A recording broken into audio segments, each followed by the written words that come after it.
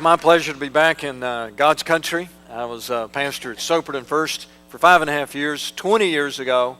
And so it's always good to be back down here to connect with some old friends and to see you and to make some new friends. I take people to Israel. That's what I do for a living now.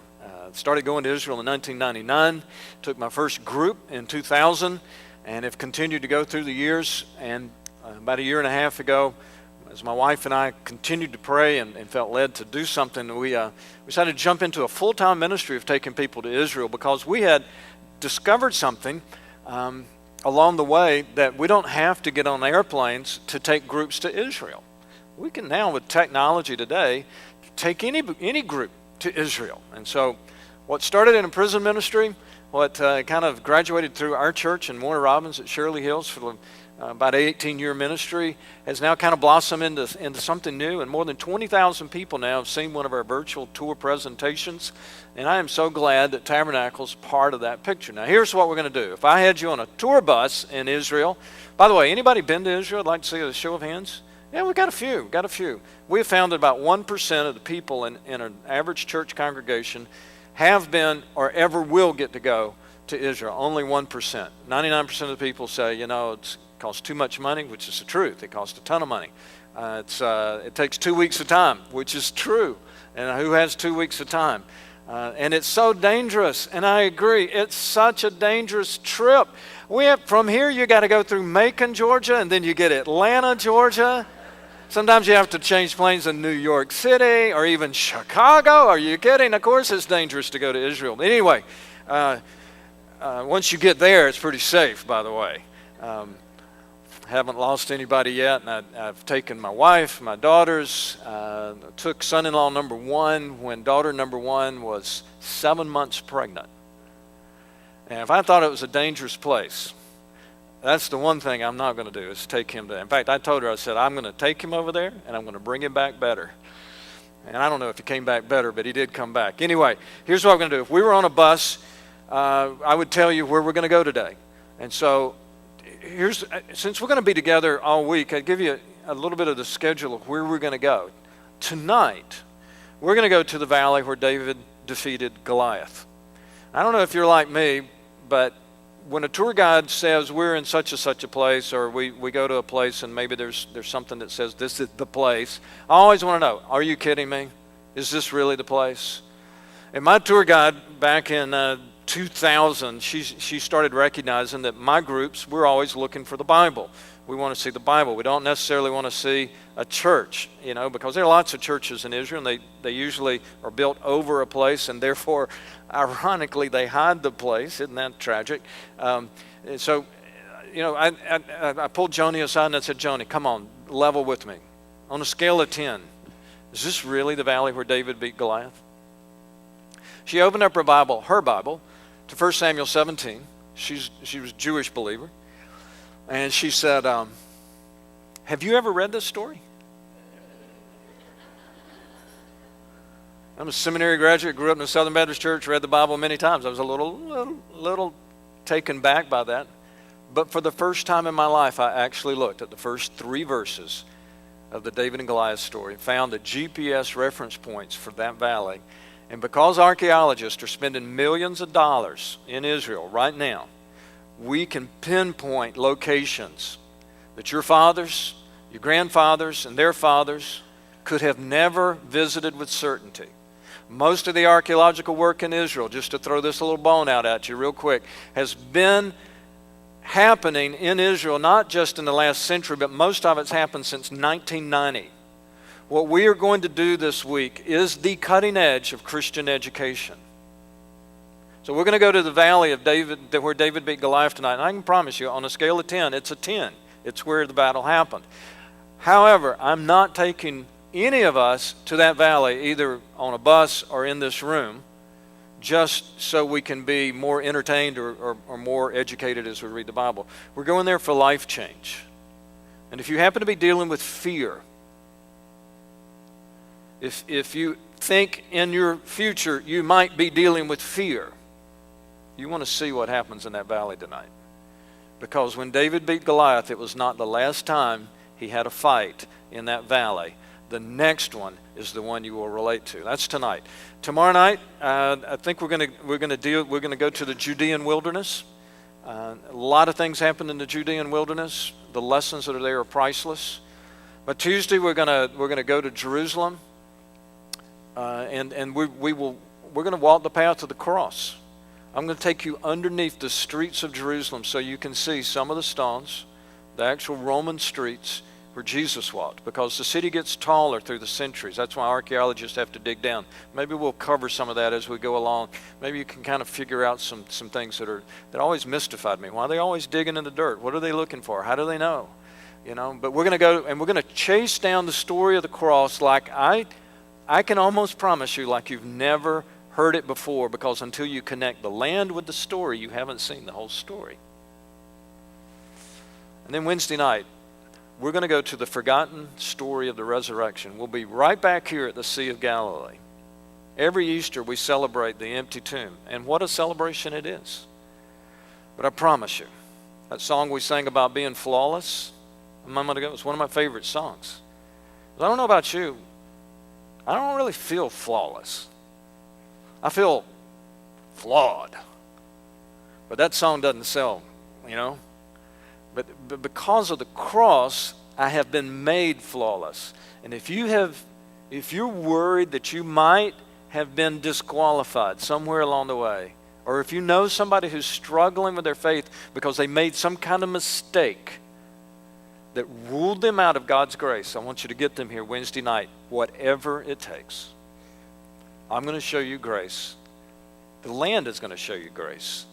Like maybe you've never seen it. But here's what we're going to do right now. We're going to go to Caesarea Philippi. That's where Jesus said, on this rock, I will build my church, and the gates of Hades, or sometimes translations say the gates of hell, will not prevail against us.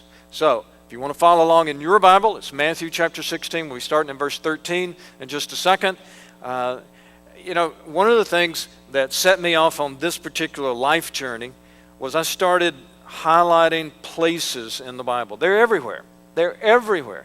Almost every page of the Bible has multiple reference points to different geographic locations. The old preachers used to say when I was growing up, I believe the Bible from the table of contents to the maps. They had no idea what an impact the maps would make just a few years later. Now the ancient paths are coming to life for us, and it's my pleasure to take you there. So here's what Matthew chapter 16, verse 13 and following says. When Jesus came to the region of Caesarea Philippi, that's a place. That's an important place, and I'll take you there in just a second. He asked his disciples, who do people say the Son of Man is? And they gave him these answers. They said, some say John the Baptist. Remember, John was already dead by then, but because of Jesus, at least one of Herod's sons was worried that John had come back to life and was going to haunt him. Others say Jeremiah, Elijah, or one of the prophets. All of those are great compliments, incredible compliments. And then Jesus asked the most important question in all of Matthew's gospel. He says, but what about you? Who do you say that I am? It's Simon who steps across the line and says, you're the Christ. You're the Son of the living God. Jesus says, blessed are you, Simon, son of Jonah. But this has not been revealed to you by man, but by my Father in heaven. And I want to tell you something. I'm going to call you Rock. I'm going to call you Peter. And on this rock, I will build my church, and the gates of Hades shall not overcome it. Now that's all we're going to read, because it's time to take a journey. So let's fly. As Pastor Bobby said, let's hang on. We are going to take a Google Earth flight. If you've ever flown anywhere, especially internationally, and endured one of those horrendously long flights, this is such a better way to get to Israel, I want to tell you. Now, I would like you to pay attention to something. Our land has water, and lots of water. You understand that? This is America. That's lots and lots of water. Look what happens when you get to North Africa, Asia, Saudi Arabia, the Middle East. Water is the most precious resource in all the world. And Israel has just enough water that people can live here comfortably. Really, it only comes from one river. It's called the Jordan River.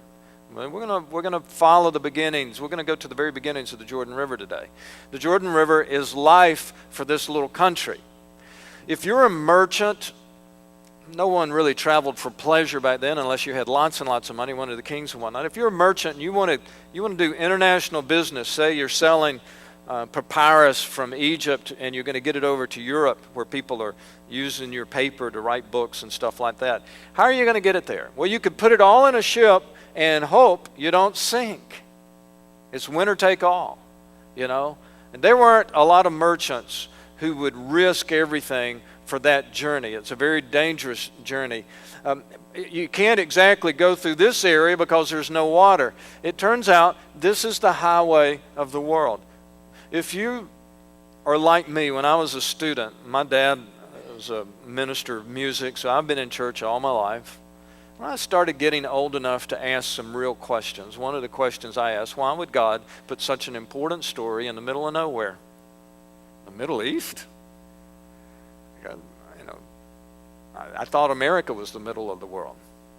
But you see, for that time period, with so many people in the world living in Africa, Asia, and Europe, this little land bridge, it has water. Think fuel for all those trucks running up and down the interstate highway, or your car, or a truck. It has fuel. It has water. The whole world came through this country. Anything that happens here is going to be known all over the world in a very short period of time. And God put His story and His Son and the cross and the resurrection here. I had a professor in seminary who once said, everything was in perfect position. The world, because of Alexander the Great, had one common language, the Greek language. The Romans had built the roads and made transportation safe. It was like you could drop a match in a dry wheat field on a windy day. That's how fast the message of Jesus would travel across the world. That's not the middle of nowhere. That's the center of the world. God wanted us to know what was happening. Well, Jesus comes. And He lives, of course, born in Bethlehem, moves briefly to Egypt as an infant, and then his parents realize, or Mary and Joseph realize that Herod has died, and they start moving back, but Herod's son, who is unbelievably more cruel than his father was, is ruling here, and so they move all the way back to Nazareth, which must have been very, very difficult for Mary, dealing with the reputation issues that she was dealing with there, and Joseph too. And they would raise Jesus in Nazareth. And Jesus intentionally moved to Capernaum. I'm going to take you to Capernaum in just a second. I want to make sure you know what this is. Most of you got one of these handouts. If you don't have them, I have them back there. If some of the resources we have, and I'll tell you about the resources maybe later this week. If you would like a photograph from Israel every day in your email box with a little explanation of what it is, I'd be glad to send you one. We have hundreds of people who get these every day, absolutely free. Just tear that off, fill it out, tear it off, give it to me, email address and name, and we will help you figure out more information from the Bible based on the land of the Bible, because that's really pretty cool. And you'll see an example of that throughout this week, how the images can really bring things to life. Back in Christmas, we had a picture we sent out, for instance, of a stone manger. A stone manger. It looked just like a baby bed. We had a young mom kneeling beside it and explain, the feed trough concept. And it's just a whole new way to look at Christmas. So Jesus moves to Capernaum. Now, this is on the Sea of Galilee. And we've always thought of it as a sea, meaning, we think in large. This is actually a lake that's only 13 miles long, tip to tip, 7 miles wide at its very widest point. Down on the southern end, I've seen people swim across it. They're not Americans, but anyway, I've seen that. Jesus moves to Capernaum, and the largest building in Capernaum that's actually still standing are the ruins of the synagogue that are there. Now, this particular synagogue is not the synagogue that Jesus knew. The synagogue that Jesus knew was knocked down in an earthquake somewhere right around the beginning of the 4th century, and this one was built on the foundation, on the ruins of the one Jesus knew, so it's the same footprint. It's pretty much the same synagogue. Maybe, who knows, it might be a little bit bigger, it might be a little bit taller, but this is amazing. That door is taller than any of our heads. This is a very, very large building. These people, like everybody else on the northern end of the lake, they were people who loved God with all their heart, all their soul, all their mind, all their strength. They wanted to honor God and read Torah every day, and so their synagogue was the main building. This is yeshiva. This is the schoolroom. The whole town came to school here. Since we have some students here, I'll tell you, their educational system dealt with bringing the girls and the boys to school until everybody could read, write, and do math. And so they would all reach literacy. No one had a copy of the scriptures except the synagogue leader who locked them up in the Torah closet of each synagogue. And they were brought out for the worship times that they had.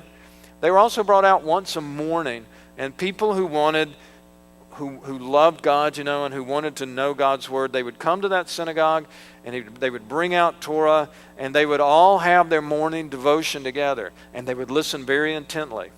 Because the only way you could possibly have a copy of Scripture of your own was to memorize it. Most of the people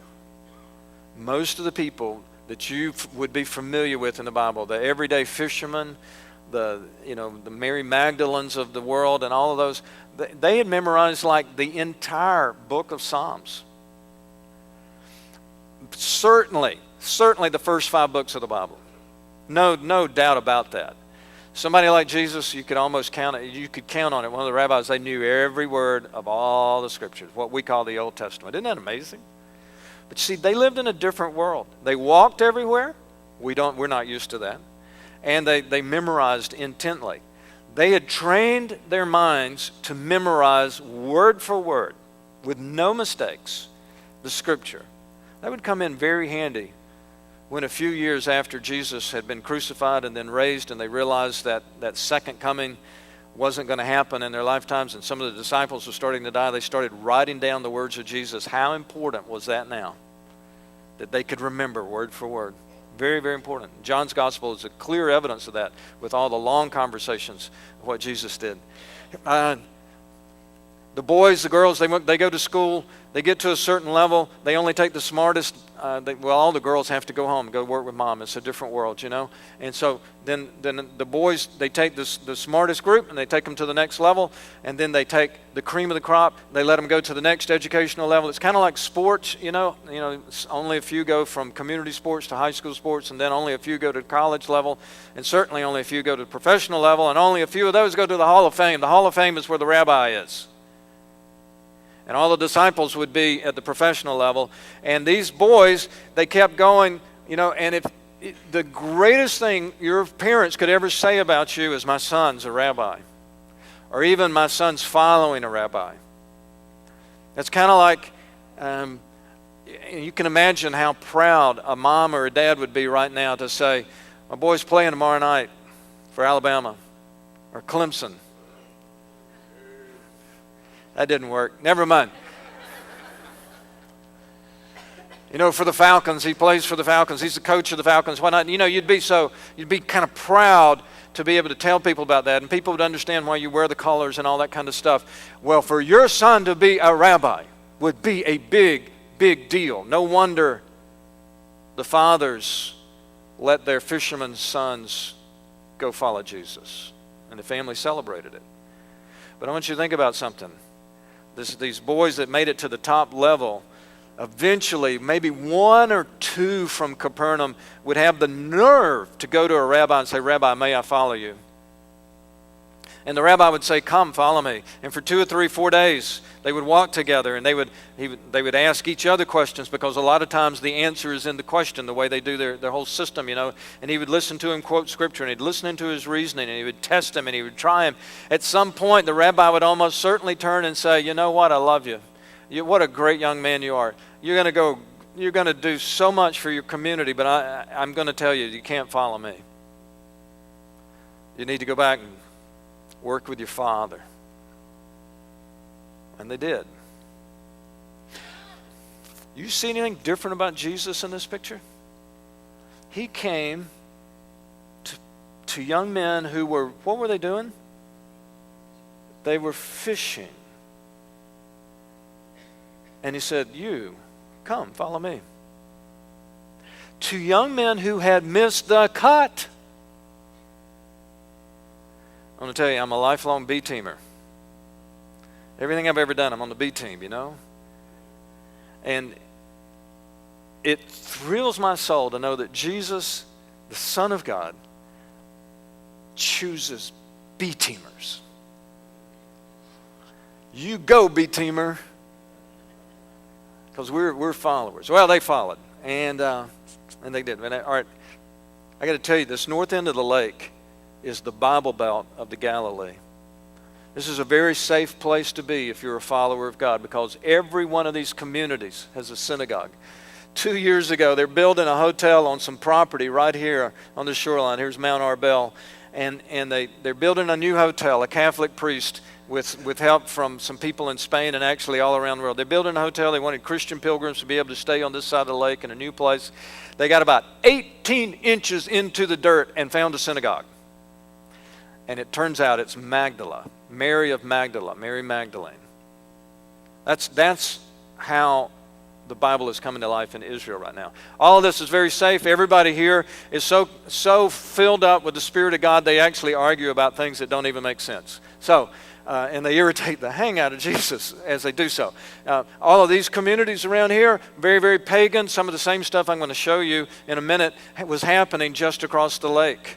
If you've ever heard the story of the prodigal, his far country would be in a far country was probably only a boat ride away to get to the trouble in that particular story. Jesus gets aggravated at the Pharisees one day, and he says, come on, guys, we're out of here. And they leave the Bible Belt.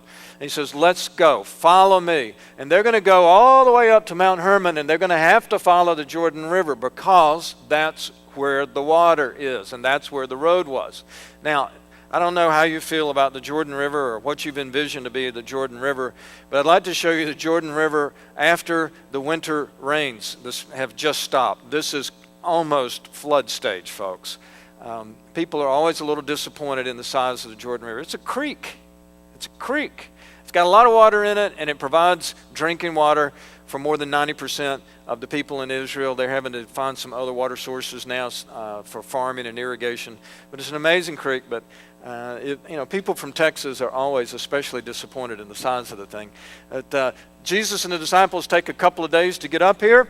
There's Mount Hermon on the map. Here's Caesarea Philippi. This is the Jordan River right there. That's the beginning of the Jordan River, and that's where they're headed.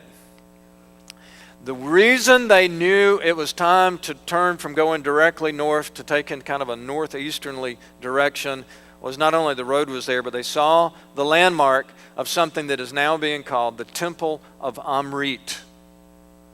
A brush fire right around 98, 99 reminded some folks that some very unusual stones were on top of a very grassy hill.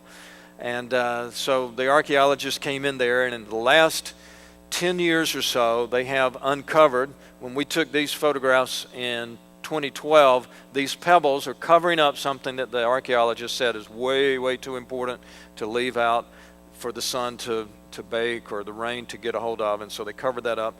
This is not really on the beaten path. As a matter of fact, when I take my hiking groups up there, we have two kinds of groups. One is called a traditional group. The others are hikers, and the hikers have to cross some fences, and we have to climb a pretty good hill, and we have to get past a fence that has some unusual signs on it. In fact, I was telling the morning group a story that always causes me to smile. 2012, we were there with the Christian Television Network, which is where most of the images came from, and I was doing little on-site videos and was talking about the importance of this place and how it's really bringing this story to life. And one of our photographers stopped at the bottom of the hill. Our guide and two other photographers and I had already come up there. In fact, I had gone first. I just climbed up the little grassy hill because the cameras were on me. I wanted to make this nice, dramatic video. I had no idea how dramatic it could have been because one of our youngest photographers, whose name was Andrew, was still stuck at a fence and he would not move forward. And we all looked at him. Andrew, come on up. You won't believe this. Look at this thing. And he's pointing to something. And I couldn't really see what it was, but I'd been up in the Golan Heights before, and I suddenly saw the little signs, the little rusted signs that were all over that last fence we had crossed. It said, danger, landmines. See, let's see which one. That's Lebanon. Those are the hills. That's Lebanon right there. Now, if you turn around to the north, that's Syria. That's ISIS territory. Hezbollah, ISIS. Hezbollah, ISIS. And so we're way up in the north. This is as far north as you can go and still be in Israel. And Andrew's down there. He's a smart kid. His mama didn't raise any dummies, and so landmines. And the God yells down to him. I mean, I'm not making this up. And I think the God meant it. He said, "They are Lebanese mines. They never work. Come." And I'm thinking, I just went up that grassy hill. It could have been a very dramatic video. What is this place? It turns out it's a temple to honor the Roman emperor as God on earth. I was reading Julius Caesar's biography. I always thought, I knew that the Roman emperor was considered to be God, the man God. But surely, if you're the emperor, you know you're not God, right? You've got to know. I mean, you get a cold, you can't do anything about it. You get hungry, you can't multiply food like Jesus did. You won't even think about walking on the water. And yet, when I was reading Julius Caesar's biography, his aunt died, and a speech he made at the funeral is still recorded and available for us. And he gave his family tree history. And in that family tree, he had not very far up the line, the gods who interacted with his family. He honestly believed he was the son of the gods. Some of those emperors were so insane, they demanded to be worshipped at places like this. These temples are all over Turkey, Greece, Italy. The first three, built anywhere in the world, were built in Israel, the land of the Bible. Give you a heads up, a little lesson from the land of the Bible. If God gives you a message, count on it. Your enemy will give you a twisted message right beside it. The enemy is always trying to distort what God has given us. Think about the incredible gift of sex that God gave us, gave married couples. What has the enemy done with that gift? Makes it feel dirty. Makes it feel wrong immediately. The whole world thinks, it's, I don't even want to go down that line on a Sunday morning, but think about how the enemy always takes what God has given us and twists it and just turns it. And look, a temple to honor this human being as God on earth, and the Son of God is leading his disciples right by it on the Roman road. They couldn't have missed it. And every one of those disciples must have been asking, who am I following? And like a rabbi, Jesus is letting the journey set up the story. Let the circumstances prepare them for the question. So they've got 3 more miles to go. They're going to get to Caesarea Philippi. They're going to get to the beginning of the Jordan River. Remember, this is really the only river. There are some other water sources in Israel, but this is the major one, even though it looks kind of small. It really does provide a lot of water and always has. And it starts right there at Mount Hermon. And by geology, we understand how the water trickles down and has reservoirs in this huge mountain and will come forth as the form of a river. We understand how this works. Pagan cultures 2,000, 3,000, 4,000 years ago did not understand that. All they saw was the boom. Here's this river that starts. And there's, you can see on Google Earth how all of the trees surround the water. And here it is, the beginning of the Jordan River. There are actually 3 tributaries that start the Jordan River, but this one is the closest to the mountain. And what's wild is, it's just amazingly wide. It's not very deep. You could wade across it. We don't. Because it's drinking water for people all down the line, but it's about as wide as this room. And there's this cliff, and there's this river. It's really kind of an amazing sight to see it. It was more amazing when Jesus and the disciples were there because the river used to come out of a cave. We can still see parts of the cave. But on New Year's Day in 1830, an earthquake closed this cave. It also knocked down every city around the Sea of Galilee. It was a big earthquake. Lots of earthquakes in the Middle East and in Turkey. You know about all of that. So here's the river. There's the cave. Imagine the water, used to come out of that cave. It was probably much bigger. It was very dramatic. And people of ancient cultures with pagan religions in them saw this whole place and decided to make it a place of pagan worship. And the altars that they had, the little niches, or the things that are left behind, even 2,000, 3,000 years later, they had temples that were built in front of these. What we're seeing is kind of like the holy places. This one was reserved for Pan. If you've done any Greek mythology studies, Pan is the half goat, half man, completely evil god.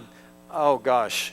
People were so afraid of the worship of Pan that every time you use the word panic, pandemonium, or pandemic, you're remembering how they felt. If they stumbled across the midnight drum roll, fire, and sacrifice that was associated with Pan worship. Then you had Baal and Asherah worship. The Baal and Asherah, remember Elijah on the mountain, Jezebel, was queen, and the prophets of Asherah, and there were the prophets of Baal, and Elijah just got sick of it and said, God said, if you ever turn away from me, I'm going to hold back the rain. And so Elijah just takes God at his word and announces, it's not going to rain anymore. Go back and read that story sometime. It's amazing to me that he doesn't say, thus saith the Lord. You know why? Because the Lord had already thus saith. Bothers me about our country sometimes. About the things God had said he will bless and the things that he will punish. I'm not sure we have a lot of time left. But Elijah said enough's enough.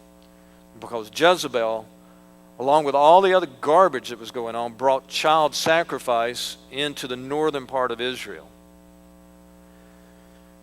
And all this is kind of interesting history. And when you're standing there like these tourists and you're kind of looking around, you're reading all the information, that everything I'm sharing with you is written out on plaques just like the National Park Service would do on any historic site, in our country. It's all there. I'm still wondering how I didn't hear about this earlier, but nevertheless, what happened there, they used to sacrifice goats. Goats have always been associated with demonic worship.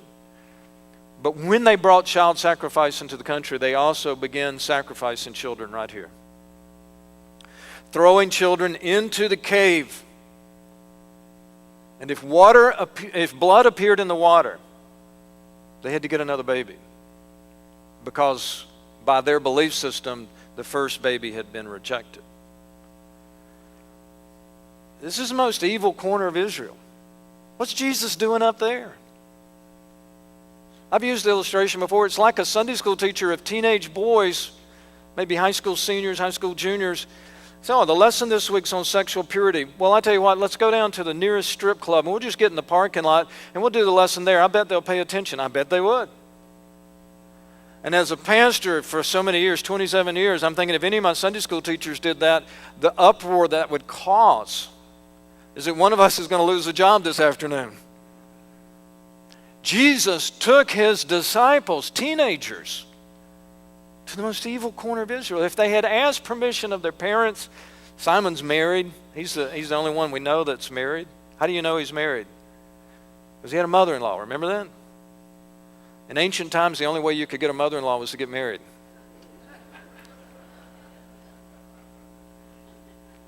Some of you will get that later today. But anyway. Man, that's one evil place. And Jesus said, this is a good place to ask you a couple of questions. Now that we're away from the Bible Belt, now that we know there's not a synagogue anywhere near here. Your parents aren't watching anymore. Who am I? Who do you say that I am? Jesus, as he asks that question, Simon is the one who steps across the line. Never been called Peter in his life. And he says, you're the Christ, the Son of the living God. Jesus says, blessed are you, Simon, son of Jonah, either one. My Father's given this answer to you. And here's what we're going to do. We're going to build this movement of mine, much better translation than the word church. We're going to bring this movement from safe places to dangerous places. And here's one little detail I think I forgot to tell you. You know what they called that place? That hole in the cliff was called the gate of Hades. Because, see, that's an entrance way to the underground area. All these demonic gods, this is where they went down for the winter. To go back to Elijah's battling with the prophets on top of Mount Carmel. You listen to his speech. Maybe he is asleep. Their gods hibernated in the winter. That's how they explained all the dead grass and why it's frozen. Well, we need to pray to our pagan gods. We need to pray to Baal and Asherah so this frozen stuff will leave and they'll bring back the green grass. And you have to provide things for them, including your children. This is evil stuff. That's the gates of Hades. There's another gates of Hades in Turkey. It's just a cave with a poisonous gas in it. The pagan priests would go in. They would climb up to where there was some fresh air. They'd have a snack or something. They'd come back out with some dead animals that they'd taken in their life. And the people who were watching wondering, how in the world can you possibly stay in there 10, 15 minutes without getting hurt? Look, my chicken died. The cow died. That's poisonous gas in there. Oh, holy man, you're still alive. That's the nonsense they had. It was a rigged up way to just make a living. But they called that mysterious hole in the ground the gates of Hades. Same thing here. And Jesus says to Simon, we're going to bring that movement to places like this, and I want to promise you something. The gates of Hades will not prevail against us. So what's going on? If you were Catholic, if you grew up Catholic, if you got friends that are Catholic, if you just know anything about the Catholic Church, if you know that they say this is when Simon got the keys to the kingdom. This is when he gained the ability as the first pope to forgive sins. And that's why every pope since then gets a new name. I'm not saying anything about that except to just say that's part of history. You got the Protestant, we're Protestants by the way, came along and said, no, it's not about a formal church organization that was happening here. It was the confession of faith. And that's why we have invitations. We're going to have one in just a minute, where if you've never professed Christ openly, look what Simon did. He stepped out and said, he's the living Christ. He's the Son of God. We want you to do that at some point in your life. You can do it this morning. And we say that's what that rock is. And I agree with that, but I think there's one more way to look at it, and that is the fact that Jesus wanted his movement. By the way, you're part of the movement if you're a follower of his, to confront an evil culture with his message of hope. And I actually think this makes a lot of sense. That the land is teaching us something. Jesus was not building a building. This is not, by the way, somebody came along and built a church here on this property. Thankfully, it's a big cliff and a big river, and they couldn't cover the whole thing up so we can still visit there. But that's not what he was talking about. He was talking about changing the world. Why would you go to a place like this with the message of Jesus? Well, turns out that's where people are who need to have hope. This ministry I started in prison. I don't know about you, but I've spent my whole life trying not to go to prison. And yet, as I came to Soperton, immediately people invited me as their new pastor to join them in a prison ministry. We're talking about Henry Blackaby's, join him where he's working. And I really, in a way I didn't have a choice because I was pastor of these very enthusiastic people. It was my first month. Martin Luther King Day came up. It was a holiday. We always went in on holidays. We'd go into the Treutlen County boot camp. That was my first encounter with prisoners. I don't like the sound of doors slamming behind me. And even now, after dozens and dozens of trips inside state prisons and local jails all over Georgia, I still don't like that sound. In fact, I tell the guys, I've got some very good friends in prison right now, people who've prayed for this ministry, who actually helped birth it through their prayers and their fasting for this ministry.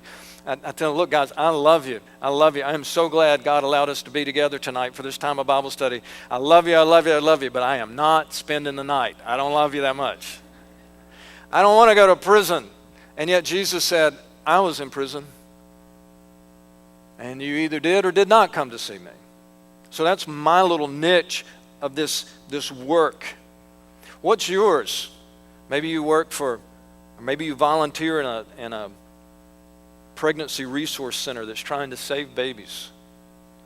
Maybe you're connected with FCA at your school or some ministry like it, just trying to get the gospel message out to people who never been to church.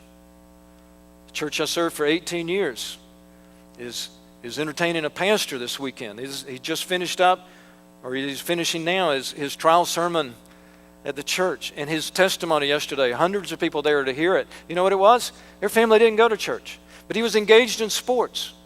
And some students in FCA worked with him. And they finally invited him to church. And he went to church. You know why he kept going back to church? And he said the cutest girls in all the world were going to that church. Wasn't the gospel. But when he went to a youth camp, and by the way, 2 senior adults paid for him and his brother to go to that camp. Talk about connecting every generation of the church in one story. And they get on the beach and he hears the gospel for the first time. And he got radically saved, and he's never gotten over it. And today he's a pastor, reaching hundreds of people. Where would we be if someone, whether they understood this particular description of Matthew 16, where would we be if someone hadn't decided to confront an evil culture that looked so innocent as to be a high school sports team with the message of hope? Where's God taking you? Here's all I know for sure. If we thought being a Christian was summed up by whatever we do inside this room or this building or on this property and it never went anywhere else, I think you better get started all over again. I don't know if you've gotten this message. That's not what Jesus asked us to do. Well, say this, just to wrap it up. We got a lot of travel to do this week, and I hope you can join us if your schedule allows, because I'm telling you that this has changed my understanding of the Bible. I've read the Bible all my life, but traveling to Israel and digging down in the dirt and kind of connecting the dots and doing a lot of study with some folks just changed my understanding, so much so that I left the pastorate that I loved so much after 27 years so we could do this together. And I hope you'll join us. It's a rare opportunity. No other church in this county has had this opportunity, so I hope you'll join us and bring some folks. But one last thing about the water. Because it came out of the gates of Hades, it therefore, in their minds, for centuries, had come out of Hades itself. It came out of demonic territory. Yes, they drank it, they cooked with it, they cleaned with it.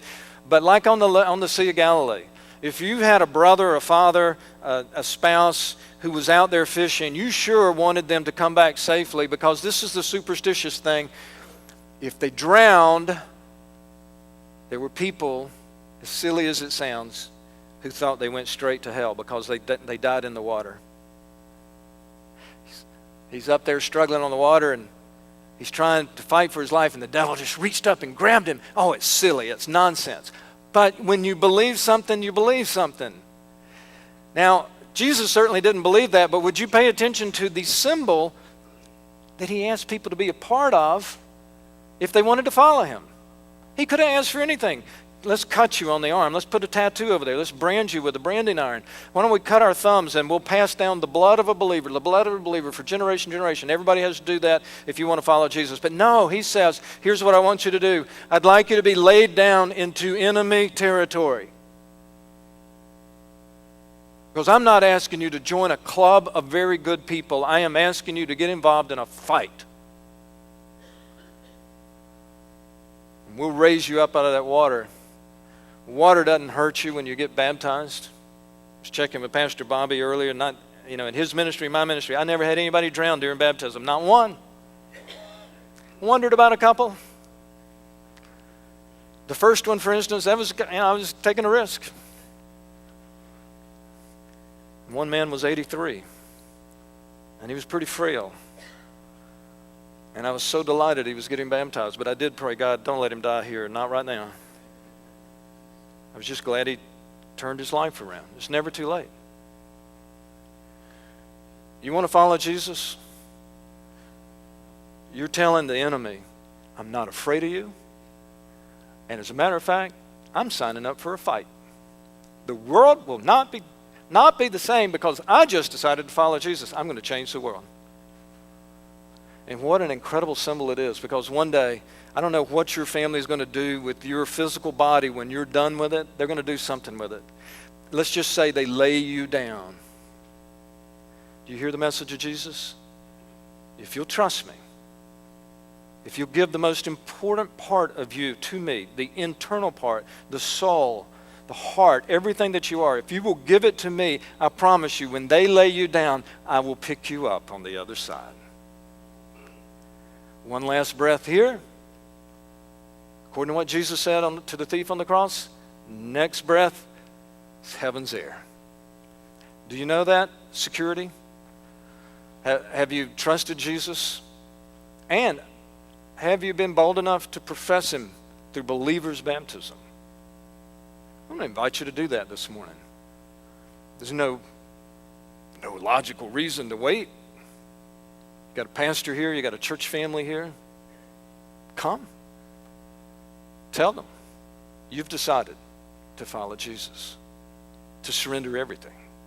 God, I pray that you'll just take these words and all the words that follow in our time together this week as we begin this brand new year.